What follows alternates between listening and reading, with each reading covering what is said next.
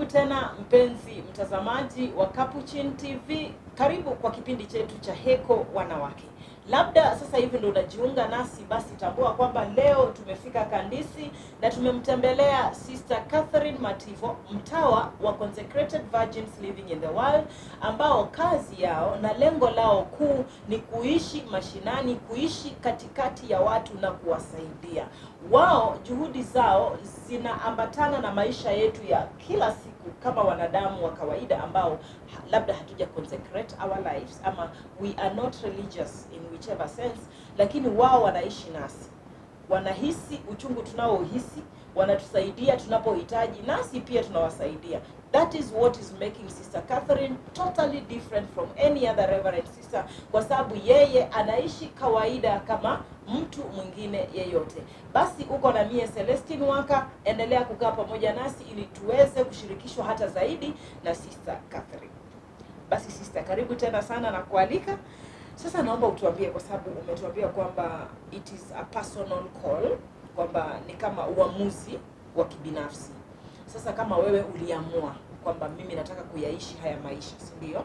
Lakini sasa naomba utushirikisha, labda as you are growing up, ukiwa msichana mdogo, labda ni changamoto gani ambazo ulipitia wewe kama msichana, ambazo huenda kwa njia moja ama nyingine zilichangia uamuzi wako wa kuwa sister, ama ni nini haswa ambacho ulipitia then uka overcome and today you can testify?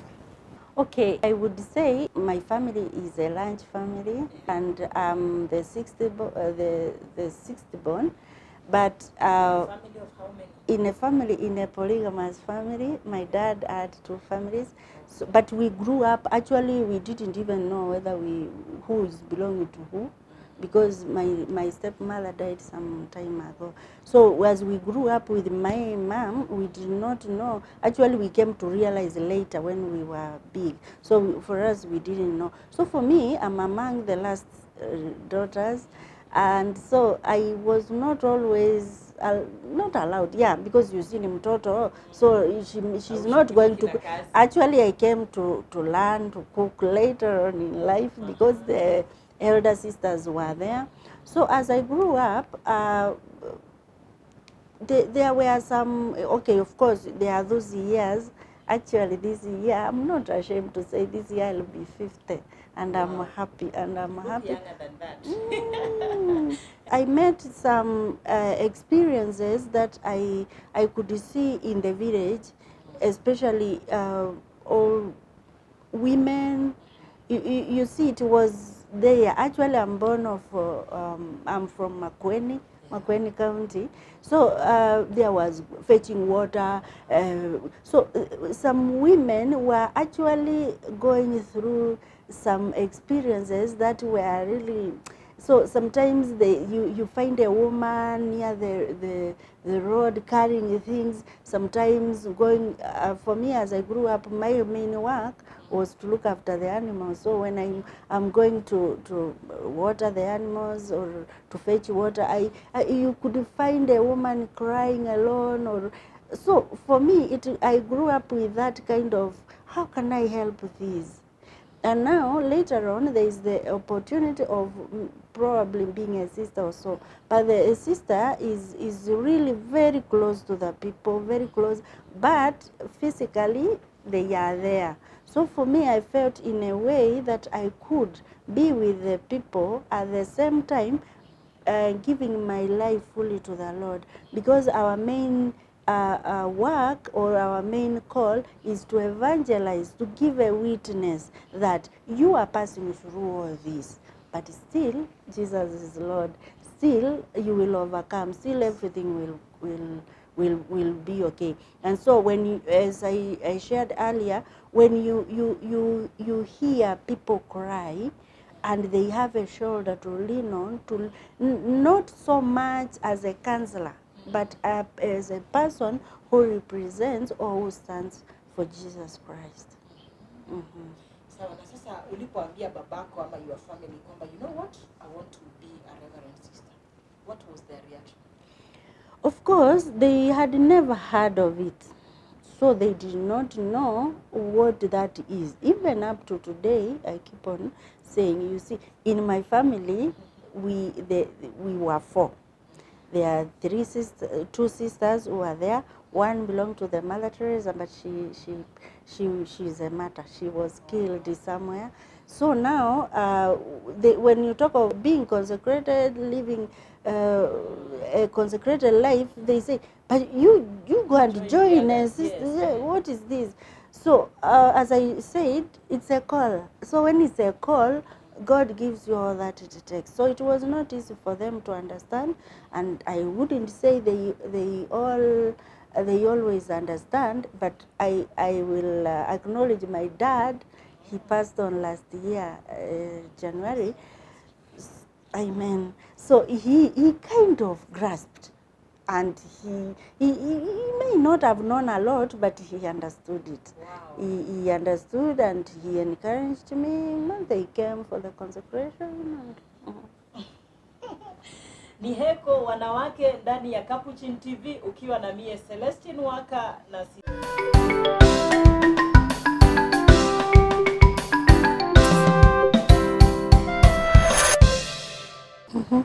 katika kuna zile changamoto za usichana, yeah? Challenges of a youth. Hivi wakati ulikuwa unakuwa when you were growing up, haukuwa na mahusiano yoyote ya boyfriend thing? I have never had a boyfriend, for your information. Not that boyfriend, I mean this one, so I can... No, I'm asking, as in, you know, there's that lady whom you will find, maybe anaona sasa mimi wavulana wamenikataa, let me just go and be a sister. So, no. Yeah. When I say I didn't have a boyfriend, I don't know how I was living, but I had very many boys. Actually, for your information, as I grew up, my closer people were boys. Of course, boys, not men, because I was young. Now, so they I don't know why, but they never, actually they used to come to tell me what they did with other girls. But for me, I don't know why. I think they decided that I was supposed to be a sister all along. So I was with them. Okay, the challenges were there, of course. When you are, as you grow up, for sure, there are those experiences that you go through. But for me, I don't know, because I had a role model, as my sister, who is a sister also. She was the one who was kind of, she set it for me. I mean, I wanted to be like her, but I came to realize about my call when I was in Form 2. So, and you see girls get spoiled when they are in Form 2. So the Lord caught me up first. I remember, okay, for another day. But yeah, the challenges were there for sure.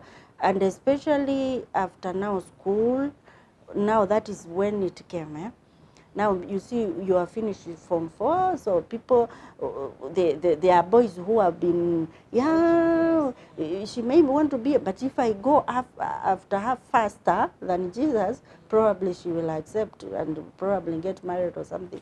But generally, I don't know, I think was the Lord. Generally, the challenges were there, but not... They were not strong enough to overcome. They were not strong enough to make me fall, but I think it's not my strength. I think the Lord preserved me, because it was His will. If He left me to get mixed up, there was no way I could be where I am now. So it's not me, it's Him. Now, let me ask, this call, is it an eternal thing? If you ukishachukua, ukishaingia ndani ni ya milele, ama at some point unaweza review? If you see, this is a ring, and once somebody gets a ring, you don't review. So up to now, the consecration of virgins is not a sacrament like the holy orders or like marriage, but it is so binding that once women are consecrated as virgins, And you notice, I'm not talking about profession. Yes. I'm saying consecration. So when you are consecrated, there is no way that can be dispensed. Why? It's like you give the rosary to the priest to bless it. You don't afterwards say, this rosary is so beautiful. No, as Esther would say, let me put it as a necklace. It won't work. So once you are consecrated, it's over. And that is why, even though we didn't reach there, we always take time. We don't just consecrate an 18-year-old, because sometimes a person, because yeah, we are called, it's a call, and to sustain it, it takes God's grace and our cooperation. But we normally take or encourage those who have lived that life of virginity for some years. Then after some time, then you get consecrated. So it's not like you wake up, you'd say, so I'm consecrated now. I get white hair, or I feel like I'm getting old and now I have no children, so let me go for a man, and then it die. Actually, yes, at that point, sister, what are some of the qualifications? Okay. Ya, kwa sababu unajua kuna yule anatazama anasema ningependa Exactly. kujiunga nao, lakini sasa what does it take? Okay, according to the rites, the rites are the books mostly used by the bishops. The rite of consecration of virgins. The first requirement is that a person may not have been married or lived in an open violation of chastity. So you are not married, neither we know Wafula is not you have no. So how do you establish this? Do I go for a medical checkup? Medical checkup? You act out of trust. By the time, I told you it's a call. Yeah, so you don't see consecrated virgins, and you are not a virgin, and you come. You don't play around with God, because it's your life. As I told you, it's an individual vocation. Meaning, if you don't live the way you are called to live, you are the one to lose. So you don't deceive God, you don't deceive the bishop, you don't deceive the church, you deceive yourself, because the reality remains always there. So it is then that is the first requirement. The second requirement is that a person by the age, and that's why I told you we don't take young people, by the age and prudence, and also the capacity to persevere. So you don't consecrate somebody who today is saying, I want to get married, and then tomorrow, no, I want to be a sister, then again, I want to be a consecrated virgin. So you have to see a person who is focused, who gives an assurance that they will persevere to the end. And then the third requirement is you have to be consecrated in a diocese by the diocesan bishop. You don't go to the bedroom and you consecrate yourself and then you become you don't. It's not private. Actually, it is very public. It is a public vocation. So if someone, I would say, if someone wants to be consecrated, you first of all, it's consecrated virgins. So you are going to, it is consecrated virgins. So you cut yourself. So if you pass there, then you go to the second stage, that do you think you will live without a man for the rest of your life? Do you think, according to your own strength, and of course the grace of God is there, then after that, then you approach your bishop wherever you are. You go to your diocesan bishop and you explain your intention, and then from there you can move. Of course, we are 4 in the country, in Kenya. In the whole world, we are around 5,000 in the whole world now. But you can talk to anyone, then they explain you more. Anyone, I mean, like I am there. There is one in Nakuru, Cecilia Wangari. There is another one in Nairobi, Jedida. And also in Ngong, we have also Jane, who is also belonging to Ngong Diocese. So you can share, you can reach us, then we can share more, and then from there you can discern more, and then you meet your bishop. Wow, so maybe still on that point, kwamba they can reach you how? Kindly give us your number to anyone watching, ndio akitaka atakupigia. So my number is 0724 606 456. 0724 606 456. Well, mtazamaji, hiyo ni namba ya Sister Catherine. Na sasa maidia nikuulize, mmekuwa mkiishi katikati ya watu. Sasa ukiwa after you followed your call, unaishi miongoni mwetu, labda ni changamoto gani umekumbana nazo now as you've been living and working, no? I was consecrated 10 years ago, and in those 10 years, okay, not yet 10, but okay, this year it will be 10. The main challenge I have experienced is that reality that I am living in the world, I am living with everyone, but I'm different. I mean, my call is different. I am not, you know, there are those issues which women go through, like you are in a bus or in the village or in the way, people throw words, yeah?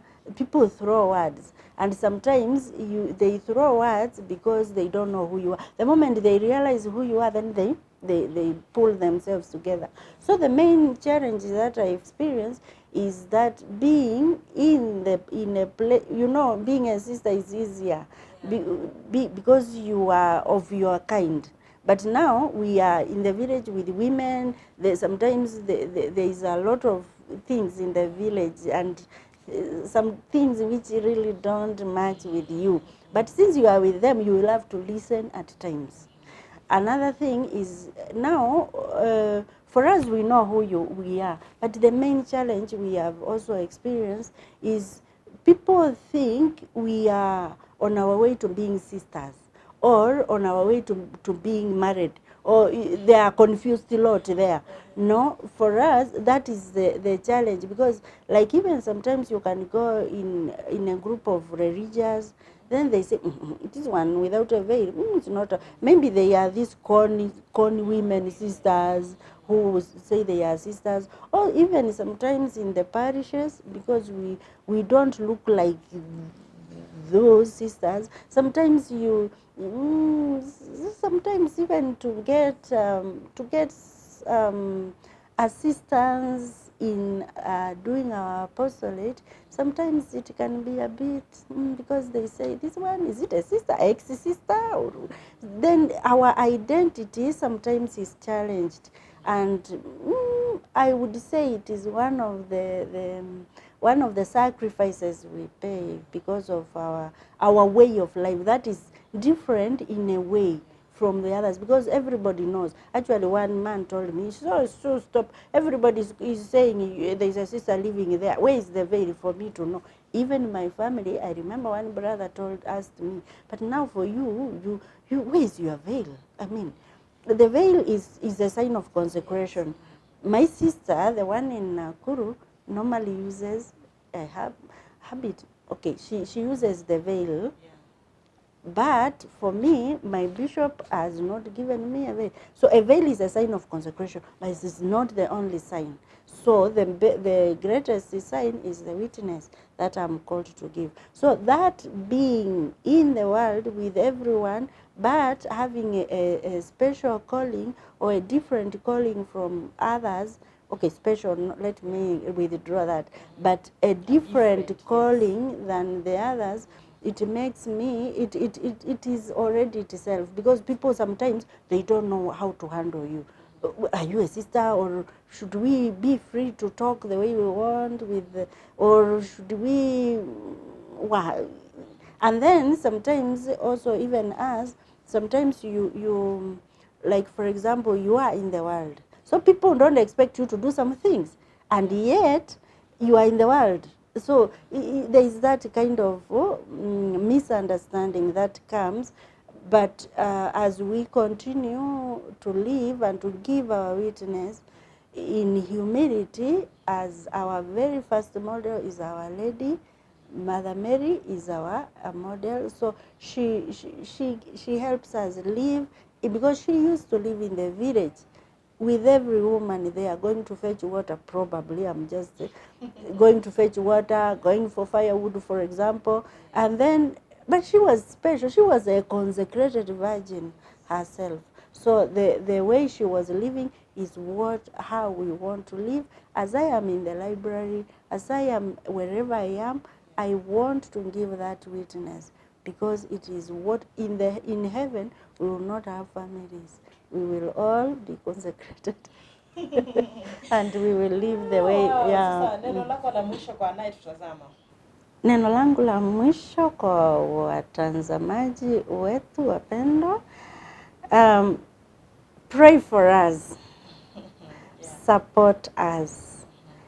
Those mothers with young girls, encourage the virtue of virginity, because virginity is I would say a foundation of a good life.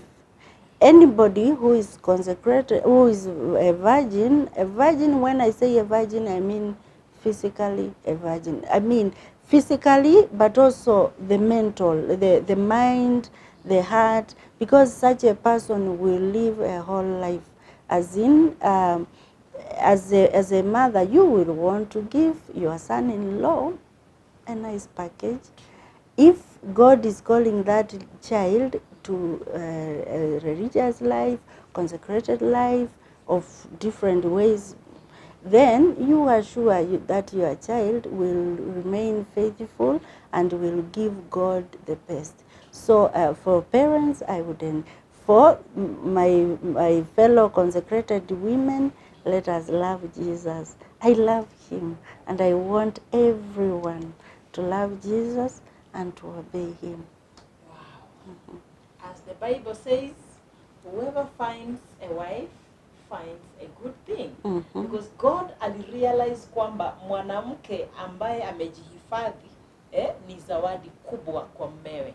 Sizungumzii hili nikisema kwamba kila mtu aolewe, lakini kama wewe ni mwanamke, uwe msichana mdogo, uwe umebalehe, hujabalehe, wewe unataka kuolewa ama unataka kuwa mtawa, basi tuhifadhi utakatifu wa mwili, akili, mawazo, kila kitu. Umekuwa na mie Celestine Waka katika kipindi chetu cha Heko Wanawake, na jinsi nilivyokuambia kwamba leo tulifika Kandisi. Tukatembelea Reverend Sister, ingawa mwenyewe anasema kwamba tusimuite sister, Catherine Mativo. Yeye ni mtawa wa Consecrated Virgins Living in the World. Maanisha kwamba wao wanaishi kati yetu. Hawajajitenga, hawajahifadhiwa kule, lakini wanaishi in our midst. Kazi yao, shughuli zao na vyovyote wanavyofanya, wanafanya wakiwa wanaishi na wanadamu. Na labda wewe ni mwanamke pale nje ambaye unahisi kwamba hata mimi juhudi zangu zinaweza inua mtu mmoja ama wawili, ama unamjua mwanamke ambaye kazi yake ama maisha anayoyaishi ni maisha ambayo yanastahili kupongezwa, ni mambo ambayo yanastahili kuinuliwa hata zaidi katika jamii, basi usikose kuwasiliana na mie kwenye nambari 0717424866, au ukipenda unaweza niandikia ujumbe mfupi pia kwa 21129. Unaweza ukatufuata kwenye tovuti zetu, tuko kwa Facebook, tuko kwa Instagram na pia tuko kwa Twitter kama Capuchin TV. Asante sana kwa wapiga picha wetu Esther Mwaura na Johnson Smart. Asante sana Peter Mwangi kwa kuweka kipindi hiki hewani. Frederick Ochieng, asante sana kutufikisha mahali hapa, na kila mmoja wetu ambaye kwa njia moja ama nyingine amefanikisha kipindi hiki. Kutoka kwangu Celestine Waka ni kuwaombea baraka za Mungu, kuwaombea ushindi, kuomba kwamba mwaka huu wa 2019 uwe mwaka wa mafanikio mengi kwetu. Na hadi wakati mwingine, Mungu mwenye utukufu awabariki.